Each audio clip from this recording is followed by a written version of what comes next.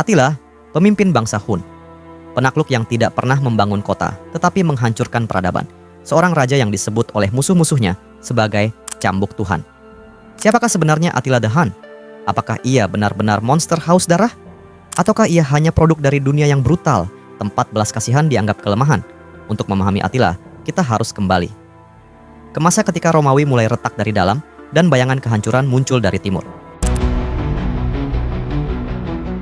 Jauh sebelum nama Attila ditakuti, bangsa Hun sudah dikenal sebagai bangsa pengembara paling ganas yang pernah muncul dari Asia Tengah. Mereka bukan bangsa pembangun. Mereka tidak mendirikan kuil megah atau istana marmer. Rumah mereka adalah pelana kuda, dan tanah air mereka adalah padang rumput tanpa ujung. Bangsa Hun hidup dari berburu, merampok, menaklukkan, dan bergerak tanpa henti. Sejarawan Romawi menggambarkan mereka sebagai manusia yang liar, tak beradab, bahkan bukan manusia sepenuhnya. Namun deskripsi itu lahir dari ketakutan, bukan fakta objektif. Hun adalah pemanah berkuda paling mematikan di dunia kuno. Mereka bisa menembakkan panah sambil berlari kencang, mundur, bahkan berpura-pura kalah. Strategi favorit mereka, menyerang cepat, menghancurkan mental musuh, lalu menghilang. Saat bangsa Hun bergerak ke arah barat pada abad keempat, mereka tidak hanya menaklukkan wilayah, mereka menggerakkan gelombang kehancuran. Bangsa Goth, Alan, dan Vandal lari ke wilayah Romawi. Dan tanpa sadar, Hun menjadi pemicu runtuhnya Kekaisaran Romawi Barat. Di tengah dunia seperti inilah Attila dilahirkan. Attila lahir sekitar tahun 406 Masehi di jantung wilayah Hun. Tahun kelahirannya tidak pasti, tetapi dunia tempat ia lahir tidak mengenal kelembutan. Sejak kecil, Attila hidup di dunia tanpa tembok kota, tanpa hukum tertulis, tanpa keamanan. Yang ada hanyalah kekuatan. Ia adalah keponakan dari Rugila, Rua, Raja Hun yang kuat dan disegani. Sebagai anggota keluarga penguasa, Attila tidak tumbuh sebagai anak biasa. Ia dididik untuk menunggang kuda sebelum bisa berjalan, memanah sebelum bisa membaca, membunuh sebelum memahami belas kasihan. Sumber Romawi mencatat bahwa Attila bertubuh pendek, bahu lebar, mata kecil, tajam, dan dingin, wajah datar tanpa ekspresi. Namun yang paling ditakuti bukan tubuhnya, melainkan tatapannya. Tatapan seorang pemimpin yang tahu dunia hanya tunduk pada yang paling kejam. Pada tahun 434 Masehi, Raja Rugila wafat. Kekaisaran Hun tidak jatuh ke tangan satu orang, melainkan dua. Attila dan kakaknya, Bleda, memerintah bersama. Awalnya, keduanya tampak seimbang. Bleda lebih diplomatis, Attila lebih dingin dan penuh perhitungan. Mereka segera menegosiasikan perjanjian dengan Kekaisaran Romawi Timur, Bizantium. Perjanjian Margus.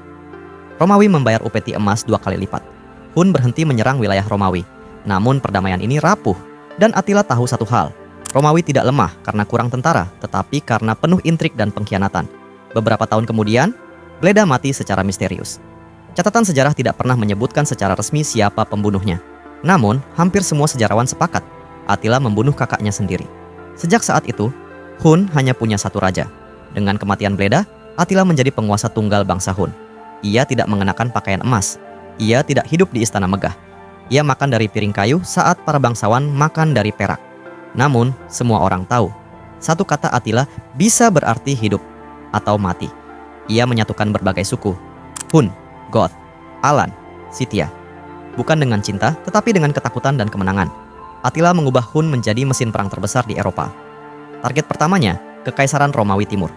Tahun 447 Masehi, Attila melancarkan invasi besar-besaran ke wilayah Bizantium. Kota demi kota jatuh, Naissus, Serbia modern, Philippopolis, hingga gerbang Konstantinopel. Tentara Romawi dihancurkan, benteng runtuh, penduduk dibantai atau diperbudak. Sejarawan mencatat, tidak ada kota yang dilewati Attila tanpa menjadi abu.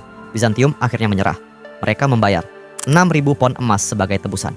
Upeti tahunan yang sangat besar, wilayah penyangga tanpa penduduk. Attila menang. Namun ia belum puas, karena kini ia mengarahkan pandangannya ke barat. Tahun 450 Masehi, Attila menerima sebuah pesan yang akan mengubah sejarah Eropa.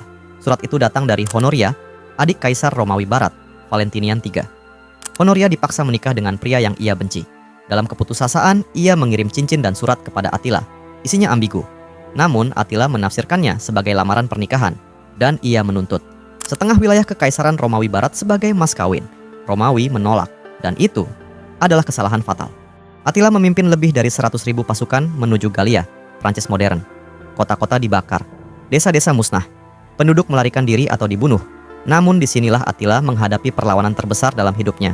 Jenderal Romawi Flavius Aetius bersatu dengan bangsa Visigoth. Pertempuran terjadi di Catalaunian Plains. Langit dipenuhi debu, tanah basah oleh darah, mayat bertumpuk hingga kuda tak bisa melangkah. Pertempuran itu tidak dimenangkan oleh siapapun. Namun untuk pertama kalinya, Attila dipaksa mundur. Aquileia dihancurkan hingga rata tanah. Kota itu tidak pernah pulih sepenuhnya. Roma gemetar. Namun sebelum sampai ke Roma, Attila bertemu seseorang, Paus Leo I. Tidak ada catatan pasti tentang isi pembicaraan mereka. Namun setelah pertemuan itu, Attila mundur. Sebagian mengatakan karena wabah, kelaparan, tekanan politik. Sebagian lain percaya, Attila benar-benar melihat pertanda ilahi.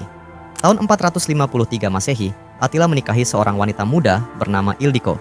Pada malam pernikahan, Attila ditemukan mati di ranjangnya, tanpa luka, tanpa racun terbukti. Diduga ia mengalami pendarahan hebat, mati tersedak darahnya sendiri. Seorang penakluk yang menewaskan ribuan orang, mati dalam diam. Bangsa Hun meratap, mereka menguburnya secara rahasia.